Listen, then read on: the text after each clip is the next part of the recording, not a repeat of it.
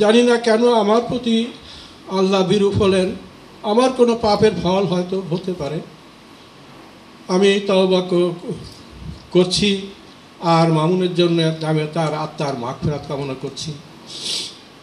মামুনকে যেন আল্লাহ তার মহান আল্লাহ রাব্বুল আলামিন যেন তাকে বেহেশতে সর্বোচ্চ মাকামে পৌঁছে দেন, জান্নাতুল ফিরদৌস নসিব করেন। তো আপনারা মামুনকে ভালোবাসেন বলে আজকে এখানে সবাই এসেছেন। সময়ের স্বল্পতার কারণে হয়তো অনেকে বক্তব্য রাখতে পারেননি।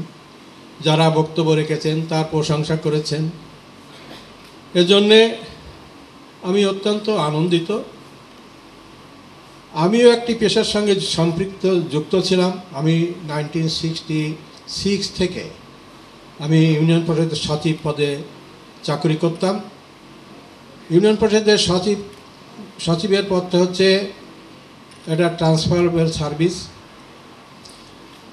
আমি 1966 সালে ফুলতলা দামোদর ইউনিয়নে যোগদান করার পর 2005 সালে আমি রিটায়ার করেছি। আমার কয়েকবার বদলি অর্ডার হয়েছে। যখনই বদলি অর্ডার হয়েছে ওই ইউনিয়নের চেয়ারম্যান মেম্বাররা সবাই মিলে ডিসি সাহেবকে অনুরোধ করেছে, স্যার এমন একজন দক্ষ কর্মচারী একজন সচিবকে যদি আপনি বদলি করে দেন তাহলে আমাদের ইউনিয়নটা চলে যাবে। তাহলে হ্যাঁ, এটা তো বদলিযোগ্য কর্মক্ষেত্র, এখান থেকে বদলি করতে হবে।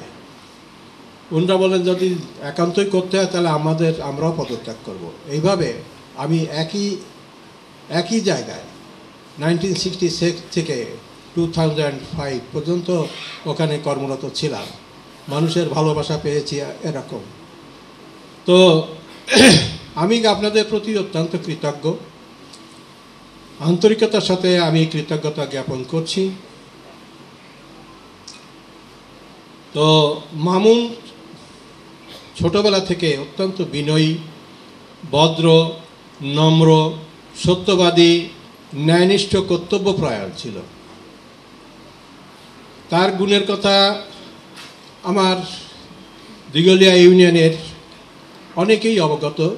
যে সমস্ত কথা আপনারা এখানে তুলে ধরেছেন অবশ্যই যথার্থ। সে মানুষের বিপদে আপদে সবসময় হসপিটালে ভর্তি করা, হসপিটালের বিল কম করে দেওয়া, এ সমস্ত ব্যাপারে ও সবসময় সে সহযোগিতা করত। তাকে যে আমি কত ভালোবাসি, আর সে মাতা পিতার প্রতি অত্যন্ত শ্রদ্ধাশীল ছিল। ও বেঁচে থাকার সময়ও বিভিন্ন প্রতিষ্ঠানে আমি বিভিন্ন মাদ্রাসা মসজিদের সঙ্গে সম্পৃক্ত। তা আমি সেখানে বলতাম আমার যে দুটি সন্তান, 4টি সন্তান আমার, 2টি ছেলে 2টি মেয়ে, সবাই আমাকে আমার স্ত্রীকে অত্যন্ত ভালোবাসে। আমি বলতাম যে এমন সন্তান যদি প্রত্যেকের ঘরে ঘরে জন্ম নেয় তাহলে দেশে শান্তি বিরাজ করবে। জানি না কেন আমার প্রতি আল্লাহ বিরূপ হলেন। আমার কোনো পাপের ফল হয়তো হতে পারে। আমি তওবা করছি আর মামুনের জন্য আমি তার আত্মার মাগফিরাত কামনা করছি। মামুনকে যেন আল্লাহ তার মহান আল্লাহ রাব্বুল আলামিন যেন তাকে বেহেশতে সর্বোচ্চ মাকামে পৌঁছে দেন, জান্নাতুল ফিরদৌস নসিব করেন। আপনাদের কাছেও আমি প্রার্থনা করি, দোয়া করি, আপনাদের কাছেও দাবি। তার জন্য সবাই মন খুলে প্রাণ খুলে দোয়া করবেন। আর একটি সন্তান রেখে গেছে, জাওয়াদ তুমি সামনে আসো, সবাই তোমাকে একটু দেখবে। জাওয়াদ এই ছোট্ট শিশুটিকে, মাসুম বাচ্চাটিকে সে রেখে গেছে। এও অত্যন্ত মেধাবী ছাত্র, জেলা স্কুলে পড়ে। এর জন্য সবাই দোয়া করবেন। আমাদের পরিবার গভীরভাবে শোকাহত। আপনাদের এই দোয়া যেন মামুন রেজার পরকালকে আল্লাহর কাছে কবুল করেন। আপনারা যারা এখানে উপস্থিত আছেন সকলে, যে চলে গেছে তাকে আর আমরা কখনোই পাবো না, আর এটাই প্রকৃতির নিয়ম। আপনারা যারা এখানে উপস্থিত আছেন, আপনাদের কারোর দোয়া যদি কবুল হয়ে যায়, আমার ছোট ভাই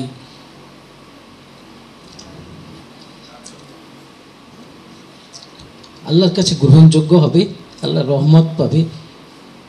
আমরা আমাদের পরিবার আপনাদের মাঝে উপস্থিত হয়েছি এই জন্য, যেন পরকালে সবচেয়ে ভালো জায়গাটা সে থাকে। তার অনেক দোষ হয়তো আপনাদের চোখে পড়েছে, অনেক ছোটোখাটো ঋণ থাকতে পারে আপনাদের কাছে, আর্থিক অথবা মানবিক অথবা ব্যবহার। আমি আপনাদের কাছে নিবেদন করব, প্রার্থনা করব, আপনাদের নিজস্ব গুণাবলী দিয়ে, আপনাদের মানবিকতা দিয়ে, এখানে যে আলোচনা হলো হয়তো সব সত্য না, হয়তো সত্য। আপনারা যে আলোচনা শুনলেন, এখানে দাঁড়িয়ে অনেক সুন্দর সুন্দর কথা হয়েছে, তার জন্য আমাদের পরিবার সম্মানিত হয়েছে, মামুন রেজা সম্মানিত হয়েছে।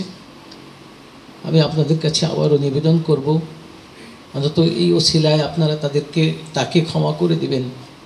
কবর জগৎ থেকে কিয়ামত পর্যন্ত, কিয়ামত থেকে শুরু করে বেহেশতে প্রবেশ পর্যন্ত যেন আল্লাহ তার প্রতি সার্বিক রহমত নাজিল করেন।